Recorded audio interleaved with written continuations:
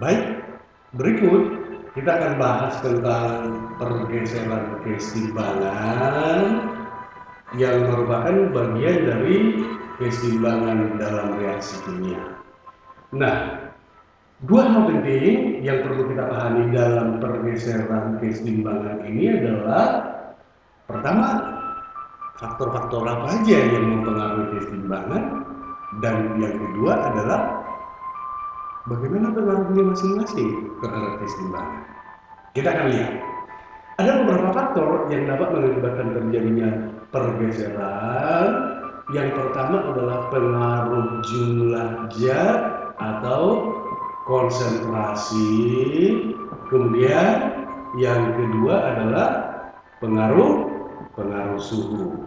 Lalu yang ketiga adalah pengaruh tekanan, dan kita satukan dengan, karena kita tahu tekanan dan volume kan berbanding terbalik. Berarti yang ketiga kita sebutkan aja pengaruh perubahan tekanan dan volume.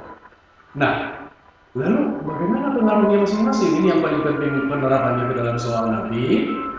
Masing-masing kita akan lihat bahwa perubahan ini maksudnya dalam satu reaksi keseimbangan berarti mengubah masing-masing, artinya bisa dengan cara menambah konsentrasi, bisa dengan cara mengurangi. Ini pun begitu juga, bisa dengan cara menaikkan suhu, kemudian bisa dengan cara menurunkan atau mengurangi. Lalu tekanan dan volume juga bisa seperti itu, bisa dengan cara menambah, bisa dengan cara mengurangi. Nah, bagaimana masing-masing ini kita akan lihat. Pertama, pengaruh konsentrasi terhadap keseimbangan. Gampang. Kalau konsentrasi ditambah, maka keseimbangan bergeser ke arah yang berlawanan. Kemudian sebaliknya, kalau konsentrasi diturunkan atau dikurangi, maka keseimbangan akan bergeser ke arah dirinya sendiri. Nah, kita jelaskan langsung. Maksudnya apa?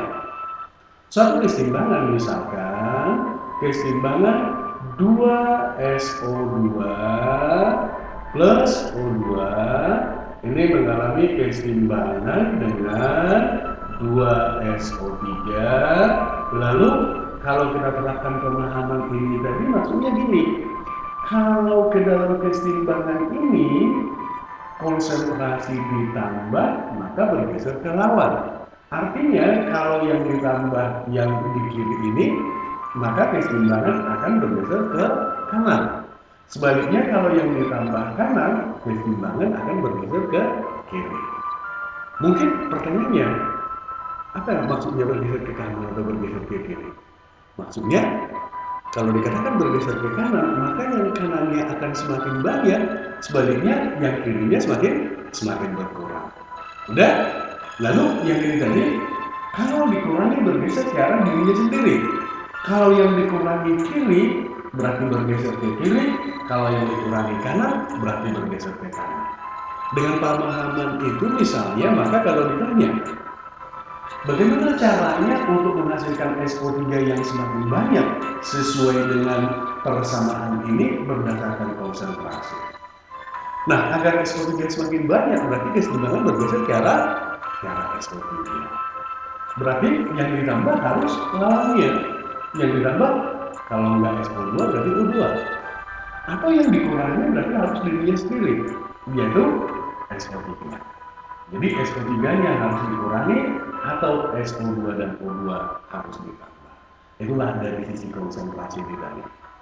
Kita lanjut bagian yang kedua tentang pengaruh suhu terhadap pergeseran keseimbangan. Nah, kalau suhu ditambah atau dikurangi, cara gampangnya lihat langsung delta reaksinya apakah positif atau negatif. Nah, ini misalnya delta H-nya positif apa negatif? Nah, mungkin berpikir kok nggak ditulis di sini. Ya memang biasanya dituliskan, tapi ingat bahwa sekaligus mengingatkan kembali untuk reaksi termokimia bahwa ini kan reaksi pembakaran. Reaksi pembakaran selalu memiliki delta H yang bernilai negatif. Oke, nah kita lanjut yang ini tadi, suhu ditambah atau diturunkan, lihat delta H. Artinya jika suhu ditambah maka keseimbangan bergeser ke arah yang memiliki delta H positif. Kalau diturunkan akan bergeser ke arah reaksi yang memiliki delta H negatif. Perhatikan, minatnya gampang, tandanya sama. Plus dengan plus, min dengan min. Artinya jika suhu dinaikkan berarti keseimbangan bergeser ke arah reaksi yang memiliki delta H positif. Sebaliknya, min dengan min berarti jika suhu diturunkan atau dikurangi, reaksi bergeser ke arah yang memiliki delta H negatif. Nah, tetapi perlu diingat, misalnya kalau tadi kita katakan bahwa delta H-nya ini min, contohnya min 400 kJ. Nah, ini artinya delta H yang tertulis di sini adalah untuk reaksi ke kanan. Sementara kita tahu bahwa reaksi keseimbangan ini kan reaksi bolak-balik, reaksi reversibel kan? Kiri menghasilkan kanan, kanan menghasilkan kiri. Maka jika ini maksudnya adalah untuk reaksi ke kanan, sebaliknya reaksi ke kiri berarti tandanya beda.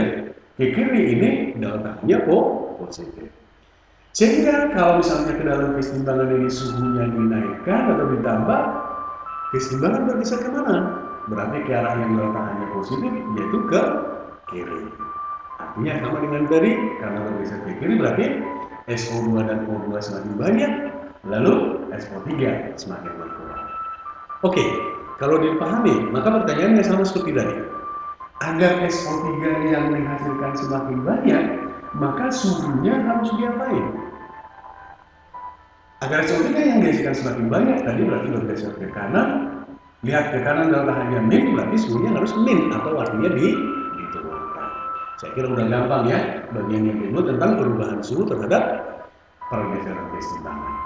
Dengan demikian berarti kita lanjut ke yang ketiga, pengaruh tekanan dan volume terhadap pergeseran keseimbangan. Ingat pertama bahwa ini tekanan dan volume ini syaratnya agar dia berpengaruh atau bisa menggeser keseimbangan hanya berlaku jika koefisien kiri dengan kanan tidak sama. Maksudnya gini, kalau misalnya reaksi 2HCl dalam bentuk gas mengalami keseimbangan dengan H2 dalam bentuk gas ditambah Cl2 dalam bentuk gas, maka koefisien kiri berapa? 2, koefisien kanan 1 tambah 1 berarti sama-sama 2. Karena koefisien kiri sama dengan kanan, maka di sini tekanan dan volume tidak akan mempengaruhi. Tetapi kalau dia tadi koefisiennya beda, berarti ini mempengaruhi. Bagaimana pengaruhnya? Cara mengingatnya gampang. Ingat volumenya. Maksudnya apa? Jika volume diperbesar, maka pergeseran ke arah yang memiliki koefisien yang lebih besar. Jadi lihat koefisiennya, misalnya ini tadi. Koefisien kiri berapa? 2 tambah 1 berarti 3. Koefisien kanan 2. Udah? Itu artinya koefisien kiri lebih besar dari koefisien kanan. Maka jika volumenya diperbesar tadi bergeser ke arah koefisien yang lebih besar. Dalam hal ini berarti ke arah kiri. Sama tetap seperti tadi, artinya kalau bergeser ke arah kiri berarti SO2 dan O2 makin banyak, sementara SO3 makin berkurang. Dengan memahami volume ini, kita sudah sekaligus memahami tentang tekanan. Karena kita tahu bahwa tekanan berbanding terbalik dengan volume. Volume diperbesar ini sekaligus sama artinya dengan tekanan diperkecil.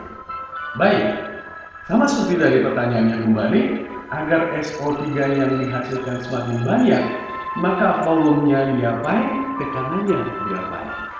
Karena SO3 koefisiennya lebih kecil, 2. Yang kiri tadi ada 3.